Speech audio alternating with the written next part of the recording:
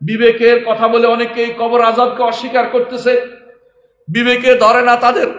এবং অনেকে বলবে কোরআনে নাই, হাদিস তারা মানবে না, কারণ মুতাজিলারাও হাদিস মানেনি, মুতাজিলারা হাদিস মানতো না, খারেজিরাও হাদিস মানেনি, খারেজিরা এখনো হাদিস মানে না। দুনিয়ার বুকে যত ফেতনাবাজ আছে, সমস্ত ফেতনাবাজের একটা বড় ফেতনা হচ্ছে তারা হাদিসকে মানতে চায় না, তারা হাদিসকে মানতে চায় না। ফেরকা অনুসারীরা হাদিস থেকে সবসময় বিমুখ থাকে, তারা সবসময় মনে করে হাদিস মানলে তাদের বক্তব্য যেভাবে ইচ্ছা সেভাবে পরিচালনা করা যায় না। এদের মধ্যে আরেক দল বের হয়েছে, বর্তমানে আগেও ছিল, এখনো আছে, এর আগেও ছিল। তারা মনে করত কবরের আযাব যেমন নাই তেমনি ভাবে তারা মনে করে হাসরের মাঠে কোনো মিজান নাই। মিজান আছে? অবশ্যই আছে। তারা বলে কোনো মিজান নাই, তারা নাম দিয়েছে মানদণ্ড, যে আল্লাহর পক্ষ থেকে মান নির্ধারণ করে দিয়ে দেওয়া হবে, কোনো মাপা হবে না।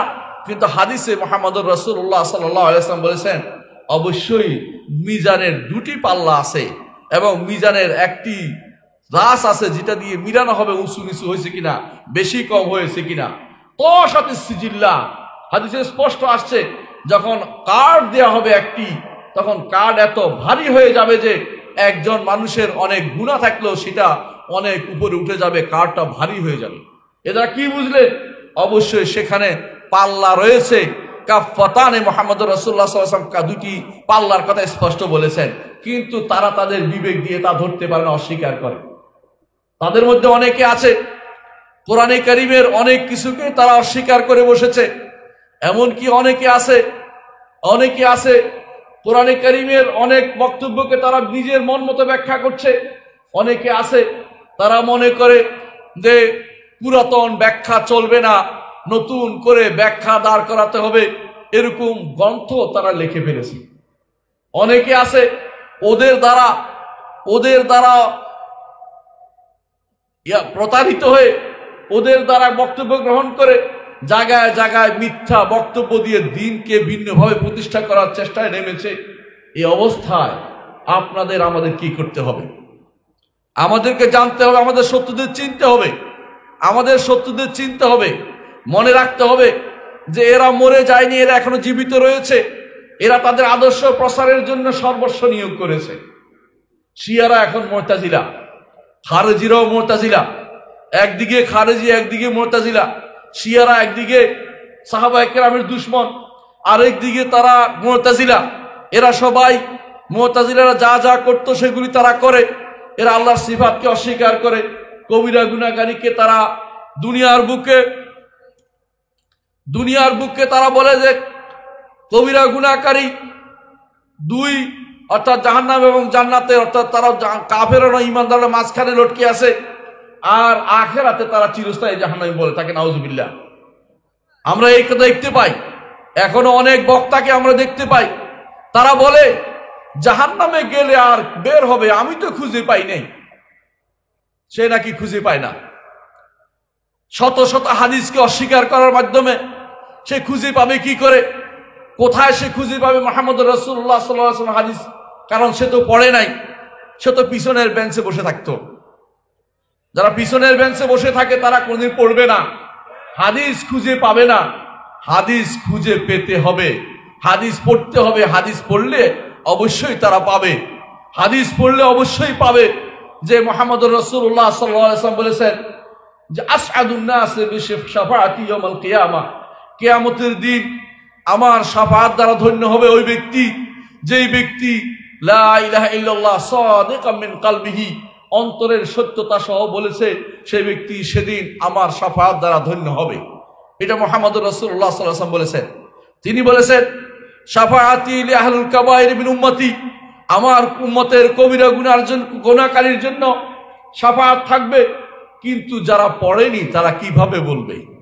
তাদের মধ্যে একজনকে দেখলাম, আমরা বিশ্বাস করি সাহাবায়ে কেরাম আবু বকর ওমর রাদিয়াল্লাহু আনহু এরা হকের মানদণ্ড হিসেবে মুহাম্মদুর রাসূলুল্লাহ সাল্লাল্লাহু আলাইহি ওয়াসাল্লাম ঘোষণা করেছেন।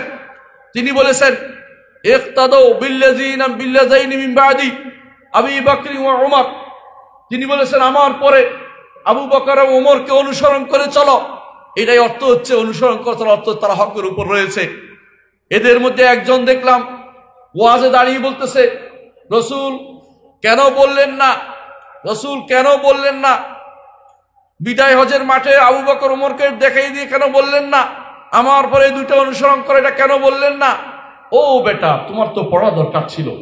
বিদায় হজের মাঠে না বললেও তিনি স্পষ্ট এর পরে বলেছেন। কি বলেছেন? তিনি বলেছেন, আমি জানি না কতদিন তোমাদের মাঝে থাকবো, আমি যদি মরে যাই তোমরা আমার পর আবু বকর ওমরের দিকে অনুসরণ করে চলো। এইটা তো রসুল বলেছেন। মুসনাদে আহমদের সহিহ সনদে আসছে। তুমি তো পড়ো নাই, তুমি কিভাবে বলবে? তুমি শুধু পড়েছ, দেখেছ যে বিদায় হজে কি বলেছে। বিদায় হজের পরেও তো আমার নবী সাহাবায়ে কেরামকে দিক নির্দেশনা দিয়েছেন, দুনিয়ার মানুষকে দিক নির্দেশনা দিয়েছেন এবং বলেছেন আমার পরে আবু বকর এবং ওমরকে অনুসরণ করে তোমরা চলবে। আরো বলেছেন, আলাইকুম বিসুন্নতি ওয়া সুন্নাতাল খুলাফায়ে রাশিদিন আল মাহদিয়িন আদু আলাইহি বিন নওয়াজিজ, আমার পরে আমার সুন্নাত এবং খোলাফায়ে রাশিদিন সুন্নাতকে অনুসরণ করে চলবে। আরো বলেছেন মা আনা আলাইহি ইয়াউম আসহাবি, যার উপর আজকে আমি আছি আর আমার সাহাবীরা আছে, এর উপর যারা থাকবে তারাই হচ্ছে ফিরকাতুন নাজিয়া, নাজাত প্রাপ্ত দল। কিন্তু যদি আপনি এই কথা বলেন তখন অনেকের মনে কষ্ট আসবে, কারণ এমন অনেক জিনিস তারা বানিয়েছে, অনেক পদ্ধতি আবিষ্কার করেছে, অনেক পথ রচনা করেছে, অনেক মত বের করেছে যেগুলি সাহাবায়ে কেরামের আদর্শের সাথে মিশে না, আবু বকর ওমরের আদর্শের সাথে মিশে না। এই জন্য তারা নতুন করে চায় যে না, এটা বলা যাবে না, সাহাবায়ে কেরামকে হকের মানদণ্ড মানা যাবে না। না, সাহাবায়ে কেরামকে হকের মানদণ্ড মানতে হবে। আমার কথা নয়, আল্লাহ স্বয়ং বলে দিয়েছেন, ফা ইন আমানু বিমিসলি মা আমানতুম বিহি ফাকাদ ইহতাদাও, যদি তারা ঈমান আনে যেভাবে তোমরা ঈমান এনেছ হে ঈমানদাররা, তাহলে তারা হেদায়েত প্রাপ্ত হয়েছে। যেভাবে কারা ঈমান এনেছে? সাহাবায়ে কেরাম। সাহাবায়ে কেরামের ঈমানের মতো যদি তোমরা ঈমান আনো তাহলে হেদায়েত পাবে। সাহাবায়ে কেরামের আপনার ঈমানটা সাহাবায়ে কেরামের ঈমানের মতো হতে হবে। সাহাবায়ে কেরাম যেভাবে রাসূলের উপর ঈমান এনেছে, যেভাবে শুনেছে, যেভাবে বক্তব্য মেনে নিয়েছে, কোনো দ্বিধা করেনি, আখিরাতের কথা বলেছে, মেনে নিয়েছে।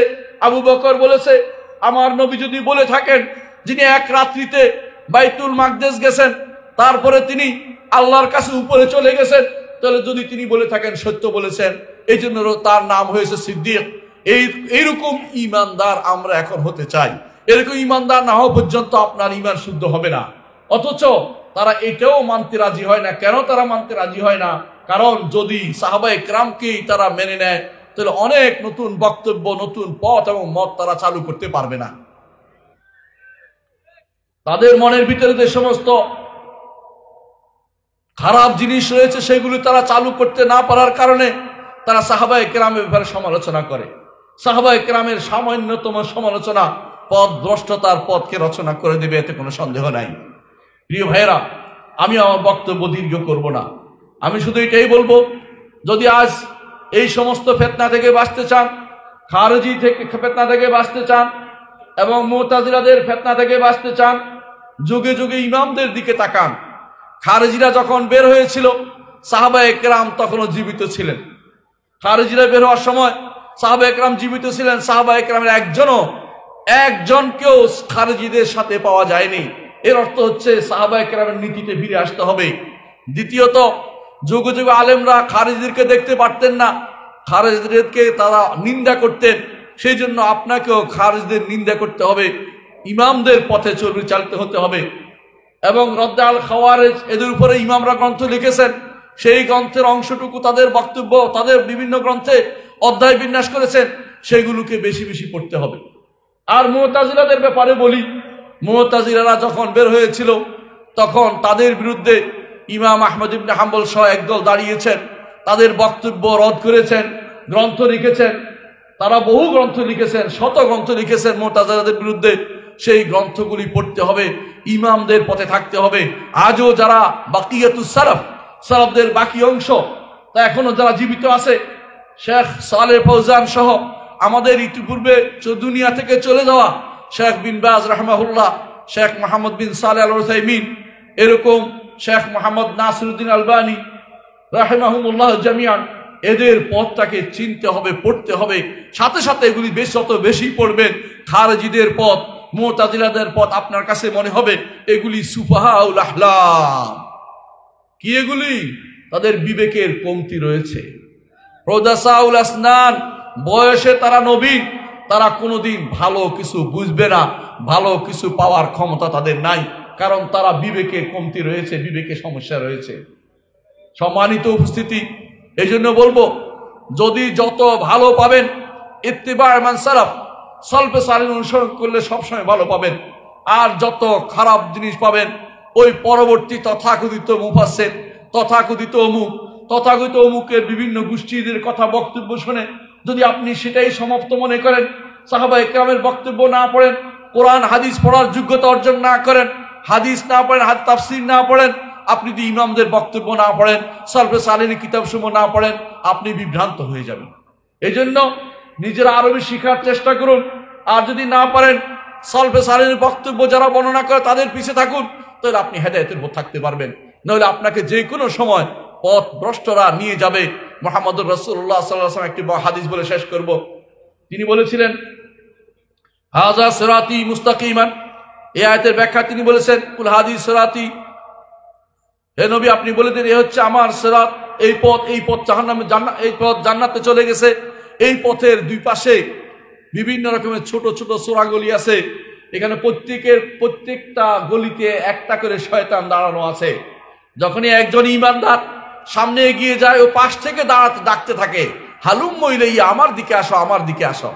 ওইদিকে গেলেই পথভ্রষ্টতায় চলে যাবে, ওইদিকে গেলেই পথভ্রষ্টতায় চলে যাবে। এরকম প্রত্যেকটি ফেরকার জন্য একটা পথ সেখানে আছে। সমস্ত ফেরকাকে উপেক্ষা করে যদি আপনি রাজপথ দিয়ে আল্লাহর তাআলা নির্দেশিত পথে, রসুলের পথে যদি চলে যেতে পারেন, আপনি সরাসরি জান্নাতে যেতে পারবেন। আর যদি কোনো এই সমস্ত চোরাগলির দিকে একবার ঢুকতে পারেন, তারা আপনার ঈমান হরণ না করে ছাড়বে না। আপনার ঈমান আমল নষ্ট করবে, আপনার আকীদা নষ্ট করবে, আপনার মানহাজ নষ্ট করে দিবে। এদের ব্যাপারে আমাদের সাবধান থাকতে হবে। সম্মানিত উপস্থিতি, আমি আমার বক্তব্য দীর্ঘ করব না, শুধু আপনাদেরকে এটাই বলবো, যে কোনো কাজ করার পূর্বে, যে কোনো বিশ্বাস গ্রহণ করার পূর্বে একবার ভেবে দেখবেন আমার সালাফ কারা, আমার এই বক্তব্যের পূর্বসূরি কারা। আগে ভেবে দেখবেন, পরে নয়। অনেক মানুষকে দেখা যায় আগে খারাপ বিত রচনা করে ফেলছে, এরপরে খুঁজতে থাকে এইটার দলিল যদি পাইতাম। বুঝেন কিনা? একটা অন্যায় করে বসে থাকে, এরপরে দলিল খুঁজতে থাকে, কোথায় দলিল পাওয়া যাবে। সালাফরা করে না এটা বলার পরেও তাদের মনের শখ মিটে না।